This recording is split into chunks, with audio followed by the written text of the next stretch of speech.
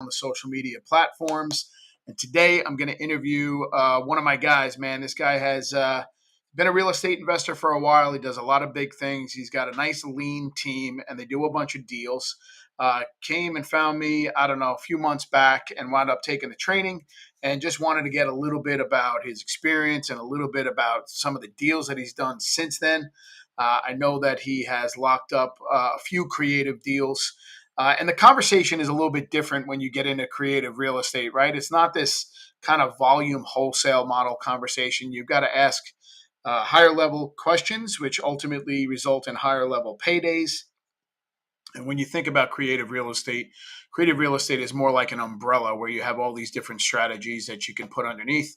I believe this one deal that he had put together, his name is Karan. Karan had put together, I think, a subject to deal. But so we're going to dive into that a little bit right now. Let me bring my guy in real quick and say hello. There he Hey, is. What's up, man? How you doing? doing good, doing great. Working from the house, as you can see behind me. Uh, nice, man. It's good to see you. It's good to see Yeah, you. same here, same here. All right, let's just dive right into it. So, give me a little bit about your background. Like, how long have you been in real estate? When did you get started? Why'd you get started? I mean, everybody loves the idea of getting involved, and some people fail and some people make it. You seem to have done pretty well and made it. Yeah, sure. So I got into real estate in 2011. So I've been at it for a while. Typical cliche story: rich dad, poor dad. Read the book, got hooked. At that time, I had just got married. I also just got laid off from my job as well too, in 2011 as well too. So I used the opportunity to just be like, hey, you know what?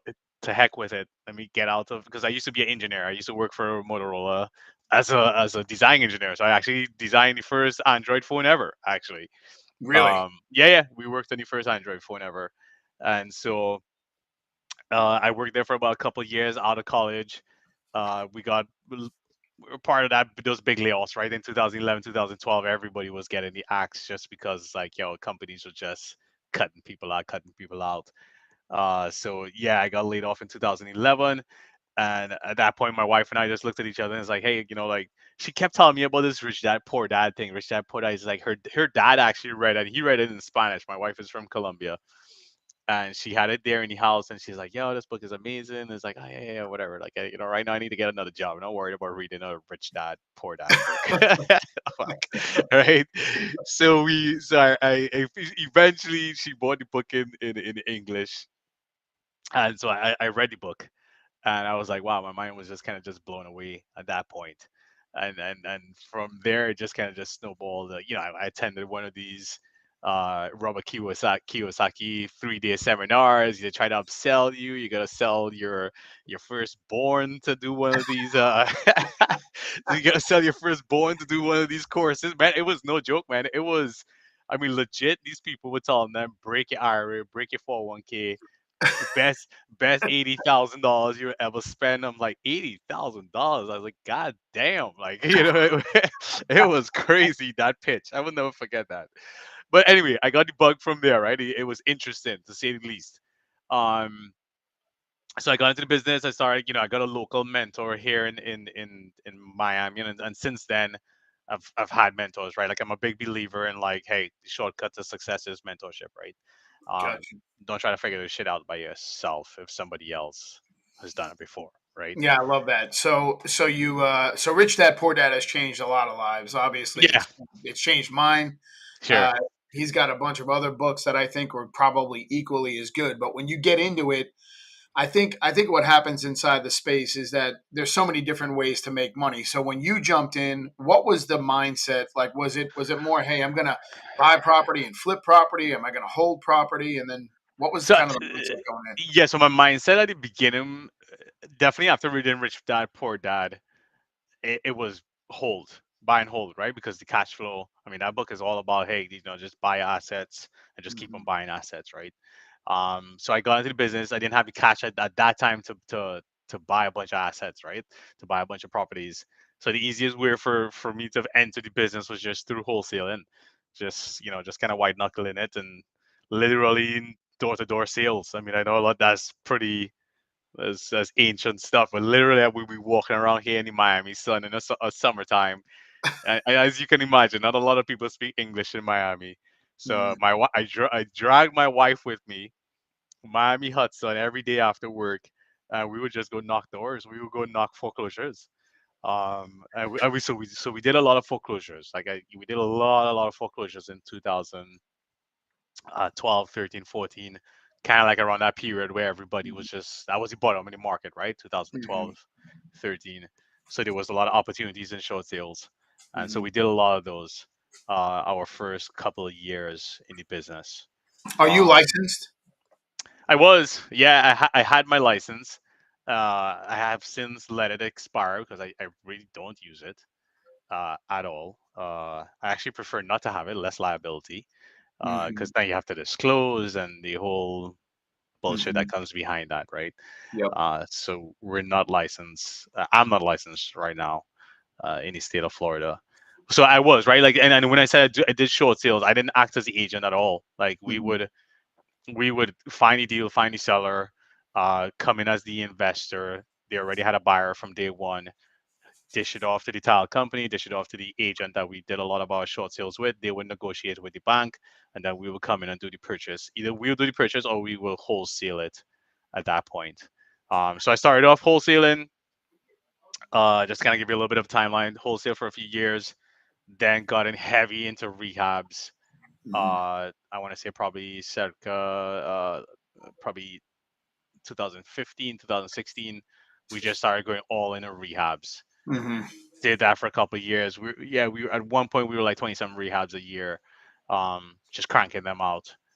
Got burnt out from that. Every Um, every time I interview somebody, I always ask them like, how many home runs have you wholesaled in your life, like that you wish you can go back and like hold on to? And I could have never sold that one. man, don't even talk about it, Mike. Don't even talk about it.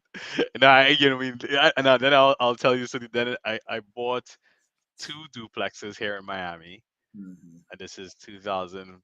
That was 2014, and I think I probably bought another one in 2015. Um, of course, I wish 2020 hindsight. I mean, a duplex in Miami right now alone is probably 700K, right? Yeah. I picked up those properties. One was I know exactly the price. One was $120,000, and the other one was $135,000 Oh in man. prime real estate. I mean, like North Miami, heart of North Miami, and then the next one was in Davie, Florida, if you know that area. And yeah, like I mean, definitely wish I didn't sell those properties. I, I was just down in Miami. I had missed you. I had a little bit of a meetup down there with some of the guys from ABC Capital Group. They're a big team down there. I know you and I have had a few conversations about them. Sure. Man, that area was just on fire. That place is amazing down there. Yeah. Miami's hot, man. Miami's hot. I mean, I know a lot of the other markets. You see a little bit of, a little bit of stagnation, or you see a little bit of things, kind of dip a little bit. But Miami, to me, is like on fire, Yeah, on yeah. fire. Yeah. So yeah, I had those two properties. Uh, did that for a while, and then I sold them. I had a nice exit for that time. But then, I mean, again, like sitting out here in 2023, definitely wish I had not have sold those properties for sure. I mean, the cash flow would have been insane right now just because of the rents. Oh yeah, yeah, yeah. So Yeah, why the transition into creative? What is it? What is it about creative real estate that you thought was interesting, or you thought would help you? I know. I mean, I'm part of the same club, man. I had wholesaled so many home runs that I wish I had had back, yeah, and I know there was a very distinct point in my journey that all of a sudden, when I understood where the money went, it made a lot of sense to me. And I know from you being in the training, like you're a numbers guy, you get it a lot better than a lot of people get it. You're good with the math. You obviously got a great guy in your Gabriel. partner, yeah, Yeah, who's just amazing with the way he speaks and the way he kind of frames up deals. So why creative? I mean, why get into creative real estate? What is it about it? man. Can I be honest with you? I was not even thinking about it until Gabriel actually brought it up. He's like, "Yo, check this guy out." We call him Cash Money Mike.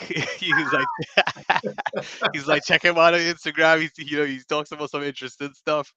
He does his creative finance, and through the years, we're like I told you before, we're big in education, right? So we paid different coaches and stuff. I don't want to use the word gurus, but we paid coaches along the way to help us get to that next level, right? Um, so we've made investments almost every year. We make some sort of investment into education. How do we get better at wholesaling? How do we get better, like doing innovations, right? Innovations was a thing last year for us, Mhm. that we learned how to do, and we made some. I mean, we made back our money in the first 2 months. We made it back three Mhm. times, right? I mean, the course was expensive, um, and we tripled that money just in 2 months. Mhm. So I look at it. I don't look at it as spending money. I look at it as an investment, I love it. I love it. right? I love it. Was the ROI on have just having that knowledge, right? Um, Yeah, I think so many people get into education. I mean, knowledge is one thing, but applied knowledge is a different thing. And I think yeah, so many people don't take, the action that you have to take in order to make these deals kind of come to fruition. So if you've got the second piece of the puzzle and you're paying for education, it definitely feels more yeah, like an investment that you're going to get your money back. yeah. If you're not self motivated or you're not, you just think it's some kind of like a get rich quick and that you're going to be able to skip the staircase. That's not the case, right? Yeah, no, yeah, absolutely. I mean, you hit the nail right in the head, right? You got to apply You got to what you apply. do. Yeah. I guess sometimes, some people might be a little bit fearful having a conversation with people about, certain things or whatever it is, but like, get comfortable being uncomfortable is what I say. I love it. All right, let's Right. unpack this deal, man. That's what I want to do. I want to Y- unpack this Yeah. deal. So So man, we got this deal. We actually got this deal through an unknown equity list. That explain what that is. So unknown equity is, I mean, you could get it right out of list source, right? Like you go to list source, and there's a little button there that says, everybody sorts for 80 to 100% equity, right? But there's a little checkbox there that says unknown equity that we've pulled, right? And because again, I guess the algorithm or whatever it is they're using on their side, they just don't know what this person equity hold is, right? They don't know what it is, right? So there's the unknown equity button there, and so What we made pulled. you pull that list? Man, we learned that in the previous mentorship that we were part of. They were like, "Yo, hit this list because nobody's hitting it, right? Like nobody's hitting it because everybody thinks you just gotta select 100% equity or 80 to 100% equity." So think about it, like you're hitting a pool of people that most people aren't even paying attention to, right? Yep. And sometimes you could dig some nuggets out of there. So we've done some deals from that list actually. Most of them tend to be properties that the owner doesn't owe anything. To be honest with you, Mhm. they get 100% equity stake. So yeah, we got it from that list. We dug it up. Been talking to this lady for a little time, a little while. Her asking price was always crazy, right? But she kept saying, "Hey, I want to get out. I don't want to be a landlord anymore." She's getting a little bit older. Her husband has health issues. I mean, she even told me up to 2 days ago. She was like, "Yeah, when are we closing? I just don't want to go back to that house anymore." Like, yeah, it's like I'm tired of going back to that house. What type of Uh, property was it, Karan? just a single family. This one is a single family. And where is Uh, this located? is in Cocoa, Florida, if you're Okay. familiar with Uh-huh. this, like 2 hours away from Miami. Three So bedroom, two bath, four bedroom, three, two bath. three bedroom, two bath. Yeah, you hit it right there. So yeah, so Totally we paid off. repeat that again. Totally paid off. 100%. 100%. Yeah, and she has like three more. So she said like she just wants to see how this one goes, and then we could talk about the others. So we yep. How important is it that she has other properties? It's very important. I mean, that's Why is to it? me.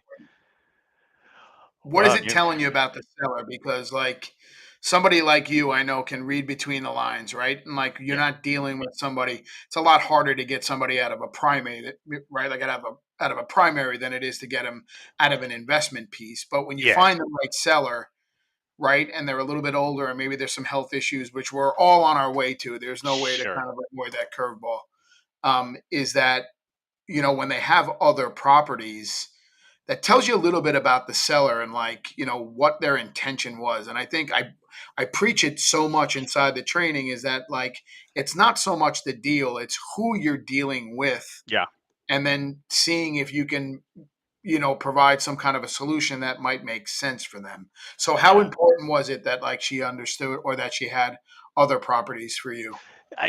To me, it just made like the conversation was a little bit easier in the sense that she got it right. I mean, this lady is no idiot by any means, right? She's not your typical homeowner, so to speak, right? I mean, Mm-hmm. she's an investor. She told us, she was like, hey, I had 15 properties at one point. Mm-hmm. Um, right? She speaks the same lingo that we speak, right? She understands stuff. Mm-hmm. She's thinking about, hey, a average homeowner would be like, no, give me my $240,000 up front. Like, I don't care about the taxes part. And she was actually, once we told her how it works, and hey, it's like, hey, look, like, if you take that 240 up front, you're gonna have to take that entire tax hit right away. Mm-hmm. And she just got it. She just got it. She was like, I want to get this for the property. I'm not giving away my property either. I've had these properties for 15 years or however long she's had the properties. I'm not just going to give away my property. I say, well, hey, look, the price that you're asking for the property from a cash offer, it just wouldn't make financial sense for us as a company to be able to do it that way, right? Mm-hmm. How about we look at another option? How quickly do you want the money? Are you open to getting the money on terms, right? And she's like, and that's when she got curious about the term side of things, like, Uh-huh. how does that work, right? Mm-hmm. um and then, yeah, obviously she says like, yeah, let me think about it a little bit, but we could have already told that the pain was there. The pain was there. You could tell she's been trying to sell this property. She wasn't getting the $210,000 cash that she's been asking for. She wants to get rid of it, and like I said, even 2 days ago she just told me, it's like, hey, I don't even want to go back to that property. Like, when are we getting this done, right? I wanna unpack that a little bit because you made a good point there. So I want to unpack 2 points. I want to unpack the pain, but I want to unpack that second. But the first part of it is that, and I've been preaching this for the past like couple of months, is that like as these leads come to you, whether it be an inbound lead or an outbound lead or Hmm. however you decide that you're going to go after it, there are three parts of a real estate deal. There's what happens when you buy, there's what happens in the middle, and what happens when you sell. Correct. And when you're a primary owner, the buy and the investment side of buy things looks identical. But the Hmm. middle part, right, obviously changes because on a primary, you're going to use it for your comfortability. On Correct. an investment piece, you're going to try to get a renter into it. And then ultimately, when you sell, there are two different things that happen there. On a primary, you don't have to pay the capital gains tax up to a Right. certain amount. And then on an investment piece, you do, and you're required to pay the capital gains tax on a certain amount. So knowing real estate at a higher level will help you to have the conversations.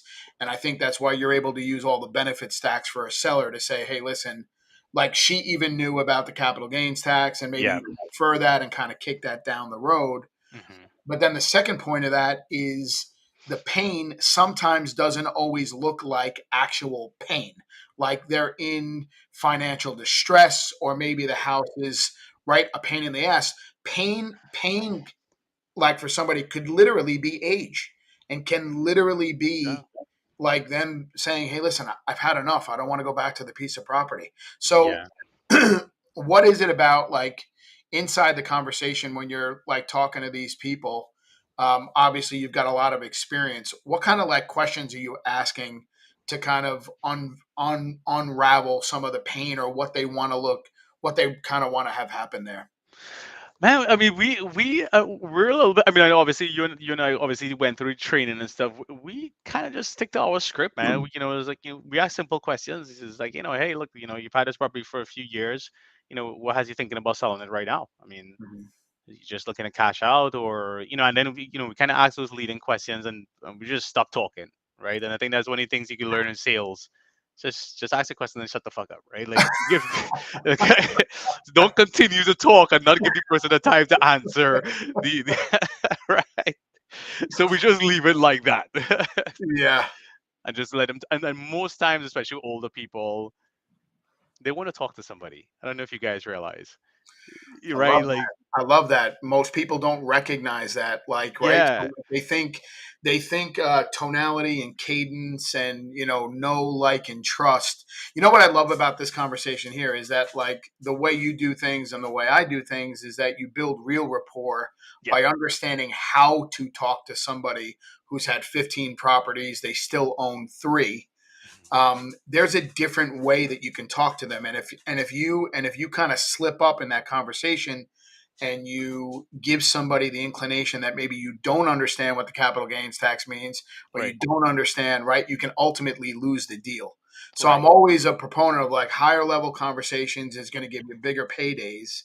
And the more conversations you have, obviously, the easier it gets. Let's Yeah. dive into the numbers on this thing a little bit. So tell me a little bit about like what she was asking for, why it made sense to you, what you did to kind of put it together, and what it looks Uh, like. yeah. So numbers wise, I mean, we negotiated. The biggest thing for us, and the biggest thing I took away from the training was when it comes to numbers, don't get too technical. Like, don't start talking about deeds and using all these terms and interest rates and down payments and like we didn't even talk about that. Like, Mhm. we just followed the script. And when I say the script, I know you don't like that word, but we followed the methodology that you trained us to do. Right? It's like, hey, have a conversation. Don't shoot yourself in the foot either by throwing out a number there. She might have taken less. Like, right, There's really four things that we want to know, right? We want right, to know we want to know how much you want for the piece of property, yeah, when you want me to pay it off, what that monthly payment looks like, and the time frame at which we're going to amortize that loan, so that we know what happens on the back end. That's it. yeah. We need to know four things. Correct. And so I didn't even, man, to be honest with you, we didn't even that word amortize. We didn't even bring that word up. I don't We blame we literally got into it. I mean, obviously, we spoke up a little bit about the condition and how much does it need. There was a tenant there at the time that we had to get rid of. So when is the tenant going out, and all this is bringing up the pain. Like, hey, what's going on with the tenant? Is he on time? Like, how much is he paying right now? Blah blah blah. Um, and so yeah, we really just got to the heart of it. Again, we didn't talk. Nothing was ever mentioned. It was like, hey, we're gonna give you a little down payment. Hey, we're looking at an interest rate. All we spoke about was that monthly payment. I love that. Right? That's it. Like, I mean, if you look at my contract, the contract literally says 0% interest and zero down payment. All we Let's have is a six. unpack it. I want to unpack it. I want to know what Yeah. he was asking, what you settled on. Give it all to me, and start me from the beginning. So she's asking price. She was at, if we had to do the deal this way, she wanted it to be at 240. Okay. And again, like we were just winging it, right? This is the first seller finance that we're putting together after the training. So How she long was after the training was this deal put together, when roughly? I think we finished up in August. I think we had it on the contract September. No, not I think we had it on the contract exactly September 1st. So about 4 weeks, 5 weeks, Yeah, probably about no, about 3 weeks, no, three maybe. weeks. Yeah, about just around, yeah, about 3 weeks after. Just kind of putting it together. Um, so yeah, so she was asking 240. She's like, hey, I want 210 cash, but like, if we're gonna do it this way, it's gonna be 240. So Gabe hits me up and was like, yo, she wants 240. I was like, okay, well, you remember what Mike said? If you want 240, just what do we need? We need more time, right? We need more time. Yeah. Anyway, so we agreed to the 240, and then Gabe obviously with his, I mean, Gabe works his magic in the phone, man. So he got her again. No mention of interest, no mention of down payment. She didn't even bring it up, and I'll follow up that with a conversation I had with the seller last week. She calls me, so yeah, so we started having a conversation with her, and then obviously we started negotiating on the that what that monthly payment is going to be. I can't tell you for specifically what the exact number that she was at and where we brought her down to. I'll be honest with you there, because Gabe was the one who really had that conversation. I kind of wish he was here, but he's actually traveling back from Europe today. He went to Europe as well too. I'm getting. Yeah. So yeah, so at the end of the day, man, we negotiated, we haggled on price. There was a little bit of back and forth or whatever it is, and we got her to finally take, hey, $650 payment for 10 years. Right Wow. now, this property rents $1,800 to $2,000 all day long. All right, let's stop right there. All right. Yeah. So let's say it rents for $2,000 all day long. Yeah. And I think the most overlooked part of this whole thing is ultimately where the money goes. I just made a reel about, how to fill your bank account without ever making a deposit, Right. right? And ultimately, you can do this through seller finance because when you're getting all that money to straight principal pay down and you're paying down the loan, you're talking about paying off the property in a very, very rapid rate. So let's Correct. actually break the numbers down. So let's just say you finish up at 240. How much of a down payment did you put down on this piece of property? Is zero. Yeah, there's no down payment. Okay, so you overpaid for the property by about $30,000 over what she was asking, Hmm. right? For cash offer. Yeah. For a cash offer. What is the ARV on the property? What's it worth today? It's about 280. Yeah, Okay. ARV. It's about So you 280. actually walked into equity. Yeah, well, yeah, absolutely, for You sure. walked in equity. So you Yeah. walk into the deal with no down payment. It looks like $40,000 in equity. That's not the reality. The reality is that if we put it out on the market, we had to sell it. We've got all these different costs. So Sure. let's just say we're ahead of the curve by 20 grand. Sure. We're going to walk in with $20,000 worth of equity. We've got absolutely no down payment on this thing. The thing that moved the seller was that she couldn't believe that you were the one who gave her the 240. Right. Yeah. She was focused on that number, right? She got focused on the 240, and to her it was like all right, cool, again, a steal of a deal here, right? And not only that too, but again, I think for her, she is savvy in the sense that she gets it, right? And I'll tell you something after we finish wrap up this conversation here, but she gets it. She gets cash flow. She talks our language. She gets it. Like, it's like, I'm 70 something years old. I don't really need a big lump sum of cash. What am I gonna do with that? I don't want to be a landlord anymore, but I sure wouldn't mind getting some cash flow for the next 10 years. The landlord retirement program. Correct. We're going to get you paid like a landlord without the hassle of landlording, Correct. right? Correct. I just wrapped up one today with that. Oh, you remember the deal that you and Gabe were talking with the homeowner not Fort Myers, in Port St. Lucie? Uh-huh. I just wrapped up a seller finance today for that, Did you really? for that deal. How many seller finance deals have you gotten since the training? This is your second one? Yeah, this will be the second one. Plus, I had the subject two as well. But the subject two, I had it on a contract, but it didn't go through in the end. Okay, That one didn't go through in the end. got But you. this one I'm wrapping up right now. So let's talk about the numbers and where they go because this is the most interesting part to me and this is the most overlooked part. But I think because you've shifted from this like short term to long term and you're pissed off that you sold all your home runs, as am I, now that we know where the money goes and we can Yeah. structure our own loans, technically we really control what happens here. Even though the seller is the bank and they control it if we were to go bad, there's so much leeway inside of these deals that it's difficult to go bad. And usually management is where real estate goes to die, but I know that you guys would manage your portfolio well. So Yeah. let's get into the numbers here. So you overpaid by 30 grand, which automatically makes you stand out from the competition, right? Yeah. You're able to speak her language because she is a landlord. You understand it. You kept it very cran language. You just Hmm. said, I didn't bring up interest. I didn't bring up amortization. I don't bring up the word deed. I speak to somebody in a conversation the way you and I are having it right now. Sure. And when you say 0% interest, and you're going to make her $650 a month payments, that means that you're paying down that loan at $650 a month, Yep. which is $6,500 a year, 13, you're at 78,000 for the 10 years. Yeah. 7,800 a year, right? Is that No, what it is? 78,000 for the 10 years. 78,000 for the For 10 ten years on a years, on a on a $240,000 probably. Yeah. purchase. All Yeah. right. So the end of 10 years, you pay down, let's round up to 80. Hmm. Let's just round up to 80.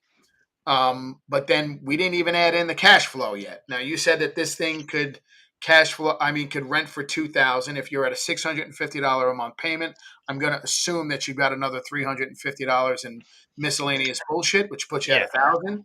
Right. and now you're at net cash flow of $12,000 a year. Roughly. Yeah. Over the course of 10 years is 120 grand. Correct. In 10 years, you've paid off $200,000 of this $240,000 loan. Well, you haven't paid it, the tenants paid it. Tenants paid it. All while over the course of 10 years, you get all the appreciation, you get all the rent increase, Correct. and you get to depreciate the property. Correct. Is there any other way? Is there really any other way? I know, man. Is there any other way? Yeah, no, it's insane. It's You insane. want to hear a funny story? So I got this. I use this inside the training. I talk about this church, right, that I bought, and Stacy and I we were gonna go ahead and renovate the church and turn it into a duplex. And I get so busy that the thing's been sitting there. So ultimately, I said, you know what? Let's get a little liquid. We own a bunch of pieces of property outright. Let's get rid of them. Let's just get rid of them. Like fuck it, and Hmm. we'll get a little cash heavy, right? So Hmm. I put this thing out on the market, and I get a bite with somebody who wants to use it as a church. Hmm. And they go, "Will you seller finance me the deal?" And I go, I was like, "Oh boy, here we go." Yeah, yeah, yeah. So I said, the first question out of my mouth was, "Well, tell me how much you know about seller finance." Mm. And they go, "Well, you know, these people, they've got a bunch of cash and they want, and they're giving me the stuff." So ultimately, I buy this thing for $115,000 like 2 years ago. Mhm. Right before this meeting, I wound up. I'm getting a contract drawn up for 315. Oh So wow. 200,000, 100,000 Hmm. a year to Hmm. just literally hold it. And I looked at the commercial rates because now church is commercial, right? So I said the commercial rates are like at 8.5%. I don't want to be like egregious, but I'll do it at like 10%. So I'll write you a loan at 10%. Hmm. They want to give me 150,000 in cash. Oh wow. By the time we get all done, there's another $150,000 in a loan, and I amortize it over 30 years at 10%. Hmm. And I presented it to him, and I said, here's what I think." And he comes back and he goes, "Well, we want a 15-year loan." And I said, "Well, if you want a 15-year loan, then I want a 20% prepayment penalty." Hmm. 5-year prepayment penalty, because I want to guarantee the interest, right? I Correct. want to guarantee you that, like, I want to guarantee me that you stay inside the loan for at Mhm. least 5 years so I can collect that $14,000 a year in interest. Correct. So I put a lockout clause in it and said, you can't get out of the loan for 5 years. And the guy had come back to me and actually said, we prefer the 30. And he was going back and forth. And when he was going back and forth, I go, they really don't understand where the money goes and the interest Hmm. and what's most important to them. So it's amazing when you could have just an easy conversation with somebody, to kind of switch back to what you're doing, have an easy conversation with somebody, not bring up these things like interest rate and amortization and Right. term and all this stuff, and be able to pay off a loan at a rapid rate, because in 10 years, what's that property worth, right? And ultimately, Exactly. you're on to the next. So Yeah. Yeah. No. 100%. Yeah, man. I'm looking for. Yeah. Again, my mind, like when I got off, when we finished the training, well, I still had a couple of question marks, and it's like, hey, how do I go find this person, whatever it is. Um, my mind was blown in terms of how you could control assets for little to no money. I mean, you're gonna have to put some money in some of these deals, no doubt, right? And not every deal you're gonna walk into a 0% interest or zero down payment. But it's just such a powerful tool, like you said. They're in my mind for asset acquisition. There's no other way I would do it. what's crazy to me is that people spend so much money on a sales training to learn how to lock properties up at a discount, Yeah. because they don't have the money, so they go, let me spend the 5,000 on the sales training to try to convince somebody to sell this property at a discount, when 1 million other people are all pulling the same list with the same cold caller, Correct. the same skip tracing, the Tell me same, about it. the same. Yeah. And the hardest part of your job is getting through the 5 idiots or the 10 idiots that came before you. Yeah. Um, that made ridiculous offers. that made that made ridiculous offers and Right. went like this. You know what? Correct. You didn't like my low cash offer, so let me give you something else. Here's Correct. my trump card that says, "Are you open to a creative offer?" And like I don't agree with the whole idea. So I agree with leading with cash sometimes if Hmm. I can get a bead on the seller, but it's so much easier to ask questions to start at creative without them Hmm. knowing it's a creative offer because you're just asking the questions. You're asking about the mortgage, you're asking if it's paid off, you're asking Hmm. what the payment is, you're asking all the things along the way. And what you're doing is you're actually underwriting it. Right. So it's amazing to me how many people try to anchor somebody at a low cash offer and then go, "Are you open for a creative option? There's another way that I buy property." And I'm like, "You've already lost the guy's trust by trying to steal it." Right. Like, how Correct. how is that like you're trying to push the rock uphill? Right. I And it's got you. like, why don't you just Yeah. talk to somebody in a different way where because what we've been doing, I put together a little team, and what we've been doing is, and I'll talk to you a little bit about leads, Karan, is Sure. like the rock rolls downhill and the wholesale deals fall in your lap, Hmm. as opposed to you reaching for them and saying, "Hey, Mr. Seller, you know I buy property in one of two ways. I either buy them to buy and hold them, or I buy them to fix and flip it." And blah, blah, blah, blah, blah, blah, blah, blah. And Right. it's like, wait a minute, everybody's saying the same thing, and it's actually polar opposite of what it should be. It's just this easy breezy conversation, you understanding real estate at a higher level, and ultimately being able to ask the questions. But I think the one thing that has helped a lot of my students and a lot of people that just watch some of my stuff, and I'm not the only educator out there, Hmm. but at the end of the day, is not only the conversations, but it's more about understanding. Again, like where the money goes. Like if you can understand how a bank makes money and you can kind of reverse engineer these things and you could stick it into your pitch, I mean, it's just absolutely amazing what you can get done. And there's so 100%. many there's so many deals that kind of pop into people's laps by not treating little segue into the leads by not treating the leads the right way. Uh, another thing that kind of pops up to me is like when people spend this money to understand how to buy it at a discount. And when you get somebody on the phone, you don't know the difference between somebody who wants an offer and somebody who wants to sell, or somebody who has a primary or somebody who has an investment. So because you get somebody on the phone, you automatically go like this. You're like, "Oh my God, I got a deal." And Hmm. you go, "Hey, Mr. Seller, I got your name from my referral company and it says here that you're looking to sell your home." And the guy's like, "It's not my home, it's an investment or it's a rental that I have." You automatically lose credibility and you're trying to climb uphill all Right day. at that point. Yeah. So what I've been talking to people about is like when people come to me or when people come to you, Hmm. whether you do outreach on your own, like cold calling, or people are coming to you, they've spent the time to either talk to a non English speaking cold caller Hmm. about real estate, or they're sitting on the shitter, opening up their computer and filling out a Not a form, form. and Hmm. they're coming to you inbound. But when they come to you inbound, I want to know why you're in my house. Gotcha. So it's almost like, how can I help you? Right. Instead of me going, let me try to get you an offer. Right.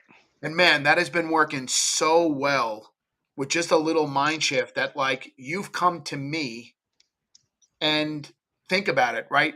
The prospect is like, maybe I have a sucker after the 15. Maybe this is the sucker who's going to give me the highest offer Correct. because the 15 guys tried to lowball me, but I'm still trying. And if you're still trying, then they didn't dig enough and understand what you probably understand a lot better than a lot of other people is like, Right. what is the real pain? Because sometimes it doesn't look like pain. Yeah, no, no, 100%. I mean, if I had to tell, I mean, that's what I always push with my guys. And again, Gabriel is already advanced as far as that is concerned. But I always harp on that. Hey, I need to know why this person is selling. Getting a divorce, getting a divorce is not a reason for selling. Like I needed to go a little deeper than that. Like why is he getting a divorce? Like and you're not gonna ask a question like that. Obviously, that might be be like, hey, that's not your fucking business, right? Like I get a divorce. Like what difference does it make, right? But still, let's asking some Socratic questions sometimes. I mean, we study Chris Voss and stuff in our training and stuff here in the business. So these guys know how to ask a little bit slightly deeper questions. Yeah. And that helps. It helps. Again, it's all about having conversations, right? I always tell my guys, stop qualifying. So this is exactly what I tell my guys, especially newer guys. Stop qualifying and start having conversations. Yeah. Nobody wants to be qualified.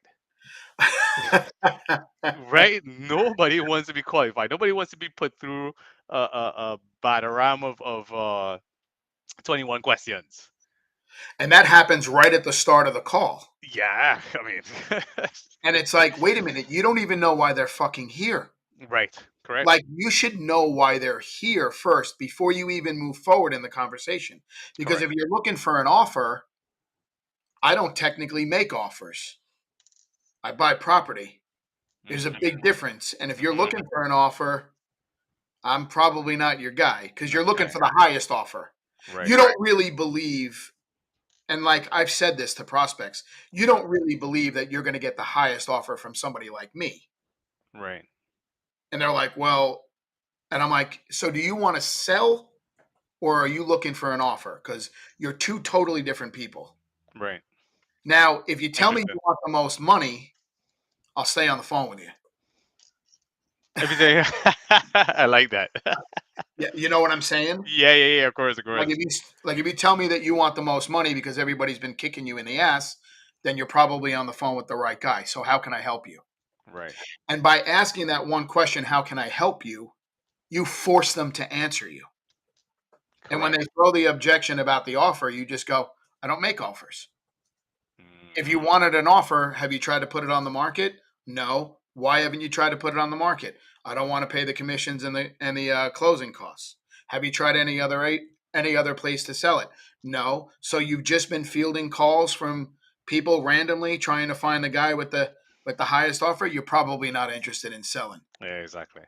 Don't waste my Exactly. fucking time. You're in Right. my house when you call me. Yeah. Whether you come from outbound or you come from inbound, I I want to know why you're here Correct. Correct. Yeah. So first. yeah, we try to do the same thing, man. We try to do the same thing. We have a slightly different pitch that we use in house with the we kind of play a game. We have conversations. Don't get me wrong. Like I mean, we have incredible conversations. Rapport is built. Trust is built. Um, all the good stuff.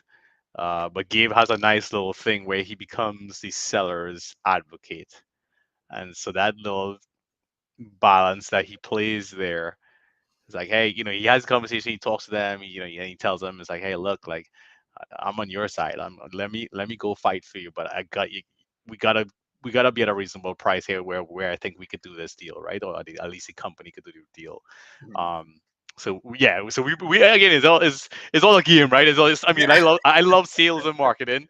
Um, am I the best at it? No, right? I mean, like Mike, you could probably talk for hours and do sales all day. Oh For yeah. me, I'm an introvert, right? So and the introvert side of me is like sales drains me. Mhm. Whereas Gabe is an extrovert, so Gabe loves fucking sales. Gabe could sit down for 10 hours doing sales, just like I'm sure you could, right? Like this Yeah. thing feeds your energy. But I get it, right? I mean, it's all psychology. Yeah. Um, so yeah, I love the whole sales and marketing and that type of stuff. So what's the plan with your seller finance deal now? What are you guys going to plan on doing? Are you holding it? You're going to get rid of it? Yeah, we're gonna get rid of it. My goal right now is to, and obviously I wanted to talk with you, but I've been so busy with some other stuff. I would like to get into the multifamily stuff, like off rip, man. The multifamily is where I kind of see it at. Um, Even though I know in the trading you gave me a hard time, it's like, oh, this guy just wants to do notes. This guy doesn't want to be a landlord anymore. I know, right? But nah, yeah, I gotta get back into the multifamily game, like start doing some bigger deals. Nice. Um, five, like I think you said the sweet spot is the 5 to 20 units. I'm gonna try to look for some of those. My only struggle right now is knowing where to look for those. Like, how do I get in front of that person? Um, I felt like we got some deals off of the inbound leads, but to full disclosure, most of I would say 99.9% of the leads we get, they're the single families, Hmm. right? And yeah, so for this one, I was like, I wanted to go all this fucking headache just to go up there for this thing is 2.5 hours long. I got to go up there and manage the rehab and stuff.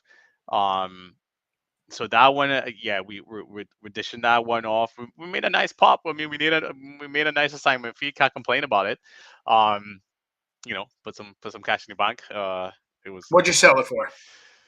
man, we popped it for 60K. Yeah, right. So, I So, mean, so here's the crazy thing is that I believe you get much bigger rips because you were able to get the time, oh yeah, for sure.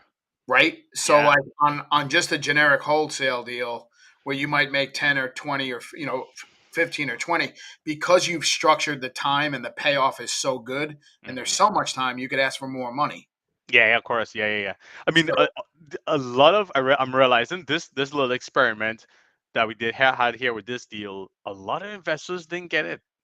I know, I know, They I didn't know. get. I was like, wait a minute, like, are you investing in like I like for the life of me, I couldn't understand. Like, it's like, yo, you're taking $60,000, like, and the way I try to break it down is as ABC as possible, right? And the question was like, when they gave me a little bit of resistance, I was like, where could you take $60,000 cash right now and put it in an investment and get $12,000 back at the end of the year? Yeah, exactly that, man. And that's what it is, right? I mean, it's a cash and cash return, right? Like, I mean, that It's isn't. ridiculous. I mean, I'm like, to me, it's a no-brainer, right? But man, some of these investors just didn't get it. They were like, oh, but the loan is 240, but I'm paying you 60, so I'm into it for 300. I was like, man, you're looking at it wrong. You're cash flowing $1,000 a month. It's the way you see it. It's all about the way you see it. And Yeah. I think if you could see it through the filter at which you can see it and the way I can see it, it's like you've got to be you've got to be really not right to not take a deal like that. Yeah, I just couldn't understand why the sale was so hard. Like, No. yeah, we had to pound the phones to get this deal sold, and in the end, it ended up being one of my old investors that was bought a bunch of deals from us already. It ended up being him that he when I even forgot to call him, to be honest with you. I was like, I didn't even remember it. I didn't even think about calling. And one Sunday I woke up and I was like, oh shit, I didn't even give this guy a call. And he's like, yeah, well, I'll take it, like, for sure. Like, I mean, he just got it right away. So Man, I'm surprised you're not holding on to that one. nah, I want to jump straight into the multifamily stuff, man. Yeah, I wanna That's jump a straight. good deal. No money down, get in for nothing. Yeah. Wow. Wow. Yeah, we're gonna get rid of this one. Well, brother, I appreciate you coming on here, man, and explaining the story. I enjoyed having you in the training. I'm glad that it's been put to use. There's not a lot of people who actually put it to use, so Yeah. I'm happy for you, man. Yeah, I was watching your Facebook lives the other day. Not Facebook lives, yeah. I think you had some trainings on the Facebook page. Oh yeah. Yeah, as I was watching you guys doing cold calls. I was like, Oh, that was super interesting. yeah. Tony and Jim and Mel, Mel. yeah, Mel was Yeah, there. yeah. So Mel's doing some like cold call stuff. Awesome. Tony's very good. Tony's amazing. Yeah. He's got Jim some deals wrapped up, right? Yeah, man. It's funny because he was so used to this wholesale pitch Hmm. over and over and over. And he's been with me for a year. Oh wow. He's Awesome. been with me for a year. And it's just starting now to like. So here's what happens, right? You get into the business, you know nothing about real estate. You learn the skill set. You got in a year ago, and my cat could have locked up a deal. So Right. like the minute you get a rip, and I think his Yeah. first rip was like 100 grand. Oh, nice. You're like, this is going to be it. Like Hmm. I'm off and running. But you never really had the conversation. You stepped in a big pile of horse shit and got lucky. Got lucky. Right. You got very lucky, and I think once the market changed, you start banging your head up against the wall, and you're like, I gotta get into something. And he had come to me, and I would get on him. I'm like, you sound like, I Salesman. would hang up the phone on you, brother. Like I would hang up Yeah. in a minute. And he's been doing really well, kind of locking things up, man. He just bought a house for 5 grand, some, Awesome. something crazy, yeah. So he's doing well, but yeah, Awesome. Awesome. Awesome. That's great, man. That's yeah, great man. for Well, sure. Karan, I appreciate you, brother. Same here. Let's get together shortly and keep chopping it up. I'm gonna end this now. If you guys want to go Awesome. ahead and find Karan, you can find him on Instagram. He's not there. He's like the ghost, but you can look him up. You might find him. You might not find him. Um, and if you need to get in touch with him, you can get to me. Yeah. Um, Awesome, guys. Thank you. I appreciate it. all right, man. You Thank you. stick around 1 second, okay? Okay, sure. All right. All right, that's my man Karan. I appreciate you being on here. We had a great conversation about a seller finance deal, only 3 weeks outside of the training, which is kind of typical for a lot of the students that come out of the training. You could put together this forever money pretty quickly, and I appreciate him coming on. We'll see you next time on Creative Real Estate with